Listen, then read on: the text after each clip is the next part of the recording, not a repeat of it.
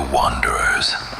The signal flickers tonight in the far northern reaches where the forests stretch on without end, and silence is not emptiness, but a presence of its own. Something once stood here. Cabins lit with fire, voices rising into the night, footsteps pressed into the earth, but the signal finds only absence. An entire village gone. It is not a ghost that calls to us this time, but the weight of what has vanished, the echo of people who left no farewell, no trace, no reason. Lean closer. The frequency has locked. Tonight, you will walk the empty streets of a village erased and listen to a silence that refuses to die. The northern wilderness of Canada is endless, stretching in rivers and forests that seem to have no patience for the lines drawn on maps. Settlements come and go, some thriving for a time, others swallowed back into the quiet as if they had never been there at all. But every so often, a story lingers. One speaks of a village that did not fall to fire, nor to famine, nor to the clash of violence. Its cabins still stood, the chimneys still breathed faint smoke, and yet, no voices carried through the snow. No footsteps stirred the frost. What was left behind suggested a life paused mid-motion, as though the people had simply stood up, stepped into the air, and vanished. It is not a story of endings, not in the way we expect them. It is a story of absence, and of the weight silence takes on when it fills the space where lives once were. And silence, when it lingers too long, begins to take shape. The story sharpens not in what was found, but in what was left behind. Accounts say that when the searchers reached the village, the first impression was of unease, not devastation. Cabins leaned quietly against the snowdrifts, doors ajar, as though no one thought to close them. Thin ribbons of smoke curled into the pale sky.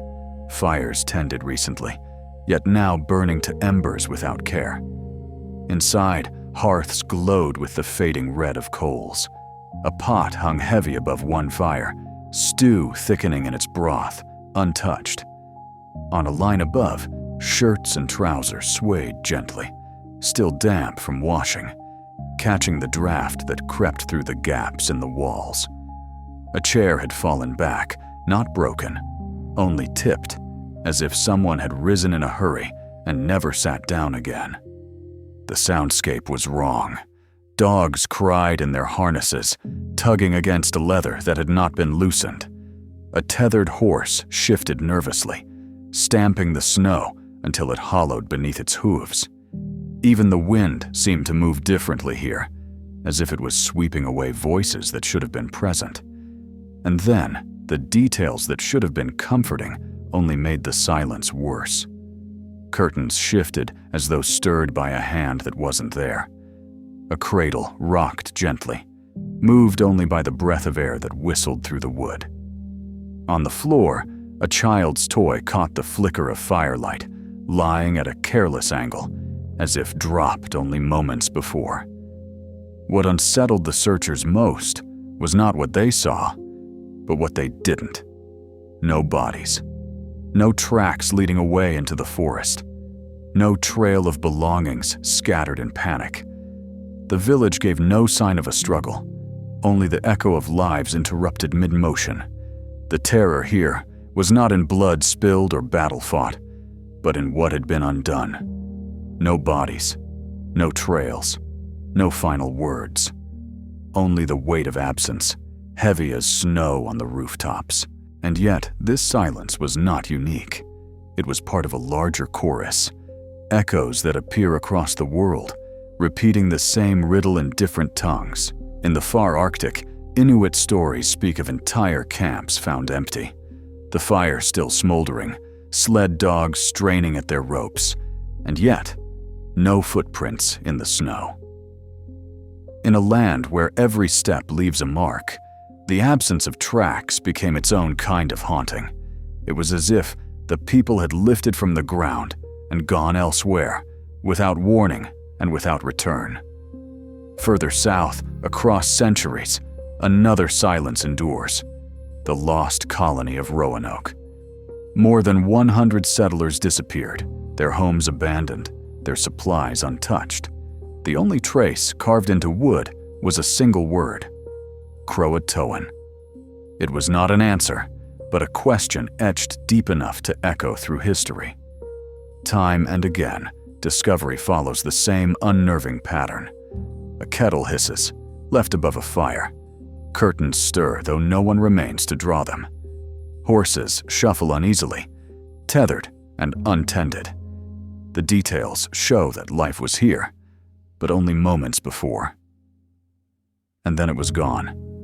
Even in Siberia, closer to our own time, hunters' huts have been found abandoned mid-meal. Food cooling on the table, rifles leaning by the door, tools waiting to be used. Families that should have been inside, warming themselves against the bitter cold, instead vanished without trace. To step into such a place is to feel history hold its breath. The door swings shut, the echo lingering too long. On the wall, the ghost of a child's handprint lingers in soot. On the floor, a toy lies tipped where it was once played with. In the stillness, your mind supplies the missing sound. Laughter, footsteps, voices, but they do not come. Absence is heavier than presence.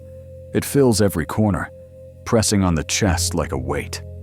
And these stories endure because they refuse explanation. A haunting can be named, a monster can be fought. But a village that ceases to exist without reason leaves behind only silence. And silence is a puzzle that refuses to loosen its grip. Perhaps that is why such tales hold us. Not because of the terror alone, but because of the questions they leave behind. Questions that search not only the village, but us. Disappearances leave a vacuum, and into that vacuum, stories rush. It is easy to see only the horror of absence, but sometimes absence carries a different shape. Grief unspoken, promises broken, or boundaries crossed. What if a vanishing is not a curse, but a kind of protection? Perhaps those who left did so together, stepping away before something worse could take them. In harsh lands, where winters bite deep and hunger is a constant shadow, leaving might have been the only act of mercy available. Imagine a family huddled by a hearth, the snow pressing against the walls, the stores of food dwindling. A decision made in whispers. To move on under cover of night. To vanish not out of terror, but out of necessity. To leave behind the fires, the dogs, the clothes still drying, so that departure looked like disappearance. Survival often demands silence, and perhaps silence became the only trace they could leave. Other stories suggest the vanished are not gone, but taken. Not by violence, but by the land itself. The forest draws them inward. The snow folds over their tracks. The river swallows their voices. To live so close to such vastness is to live in constant negotiation, and sometimes the land makes its claim. And there are gentler imaginings still, that those who disappeared were not victims, but travelers. That they stepped through a threshold we cannot see, answering a call older than memory. A village gone not in fear, but in unity, walking together into a mist that did not clear, or a night sky that opened wider than expected. Not all vanishings are thefts. Some may be choices. When people tell these tales, it is rarely only to frighten. They tell them too to explain what cannot be explained, to give the lost a dignity, a reason, a meaning beyond silence. For to imagine that they were abandoned to nothingness is unbearable. To imagine that they stepped into something else, however strange, allows us to believe they were not lost, only changed. And still, the stories do not stay buried in the past. They carry forward, reshaped by new landscapes and new fears. each retelling weaving the old silence into the noise of the present day. Stories such as these do not remain in the past. They move with us, reshaped by each generation, finding new corners of the world in which to linger. In the age of maps drawn by satellites and roads that promise no end, vanishings should be impossible. Yet the tales continue. Now they appear on late-night message boards, tucked into threads where travelers share what they've seen when they strayed too far from the familiar. Someone posts of a hunting cabin stocked with canned goods, but no sign of the hunters themselves. Another recalls stumbling on an abandoned shack deep in the woods, the tools laid neatly on the bench, as if their owner had stepped out for a moment and never returned. A photograph appears online, a crooked house half hidden in trees, curtains still hanging, snow piled against the door, and with it, speculation that another village has joined the list of the missing. The Vanishing Village becomes part of tourism too. Hikers and explorers set out not to find its people, but to walk the perimeter where silence thickens. Some claim their compasses spin strangely there, needles trembling as though pulled by a force not magnetic, but memory. Others say they heard barking in the distance, dogs long since dead, or caught a smell of wood smoke where no fire burned. Even in the cities, the story persists. It slips into films, into documentaries that splice fact and rumor, into novels where the village is not lost, but waiting. Waiting beneath the snow, or beneath the lake, or just beyond the reach of streetlights. The setting changes, but the pattern repeats. Life interrupted, traces left behind, silence where there should be voices. The riddle adapts because the fear adapts. In older times, it was the forest and the cold that might take you. Now it might be the road that curves out of sight, the house where the lights are on but no one answers, the digital record that stops mid-sentence.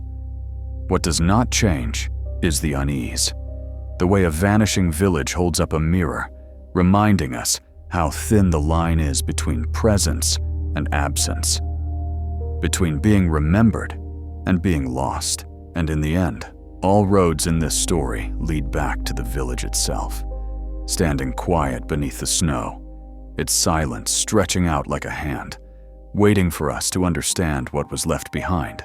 In the northern wilds, the village still waits. The cabins lean under snow, their windows dark, their doors shifting faintly in the wind. The dogs are gone now, the horses long vanished, but the silence remains, heavier than stone, heavier than memory. Step into that silence and the world narrows. The hearth is cold, the stew long congealed, the washing stiff on its line. A toy still lies where it was dropped, brittle now with time, but unchanged in its position. Every detail whispers that someone lived here, and yet no one returns to claim it. At night, the aurora folds across the sky in ribbons of green and blue, painting the roofs with their ghost light. For some, the shimmer feels like a curtain, as though beyond it the people still exist. Their voices carried just out of reach, their lives continuing in a place we cannot follow. Others say the aurora is only the land itself, shifting and sighing, reclaiming what was borrowed. The village leaves no answers, only impressions. A chair tipped back, a print in the soot, a breath of laughter that doesn't quite belong. Whether the people walked into the forest, into the air, or into another world entirely, we do not know. What remains is the silence and the weight it carries. A silence that does not end with the village, but stretches out to meet us. For the line between presence and absence is thin, thinner than frost on glass. And when it breaks, there is no sound, only the echo of what should still be there. You've followed the silence to its edge. You've walked the empty streets, stood in the cold hearths, listened for voices that never returned. The vanishing village leaves no answers, only the shape of a question that has stretched across centuries. Perhaps the people fled. Perhaps the land itself claimed them. Or perhaps, and this thought lingers heavier than the rest, they did not vanish at all, but simply shifted. One step to the side of the world, close enough to touch, too far to reach. The pattern is not unique. You've heard it tonight, how camps in the Arctic, colonies in the south, even huts in the frozen wastes of Siberia, all echo the same absence. It is as if the earth occasionally swallows its secrets whole, leaving only silence to mark where lives once were. But silence has a way of carrying forward. A dog's bark no one owns, the faint smell of wood smoke in the middle of a snowfield, a child's laugh where no children play. Sometimes the missing are not gone, sometimes they are simply elsewhere, waiting for the moment when someone stumbles too close to the seam between here and there. I should not tell you this. The signal slips when I do. But tonight it carried cleaner than it should have. Something wanted this story remembered.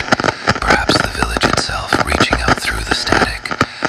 Or perhaps something older, something that remembers more than it should. So, tread carefully. This broadcast fades soon, but the silence it leaves will linger longer than the words.